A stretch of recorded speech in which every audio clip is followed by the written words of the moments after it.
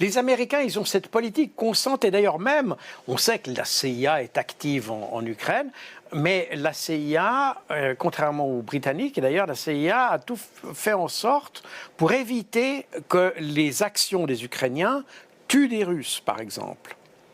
Ils ont fait d'autres choses, mais ils ont évité, les Américains veulent à tout prix éviter d'être impliqués dans une confrontation directe avec les Russes.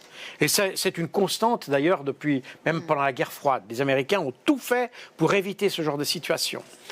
Et par conséquent, l'idée de Macron qui est... Parce que Macron n'ose pas mettre des troupes sur place. Il peut mettre qu'une vingtaine de milliers d'hommes, plus 10 000 hommes britanniques, ou peut-être l'inverse. Mais en gros, on aurait une force européenne de 30 000 hommes.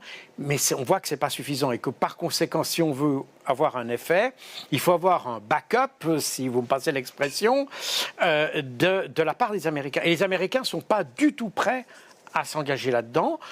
Pourquoi? C'est très simple. Moins que jamais, depuis l'élection de Trump. On est dans... C'est pas tellement une question de Trump. Même Biden l'avait déjà dit à l'époque. Parce que c'est deux puissances nucléaires.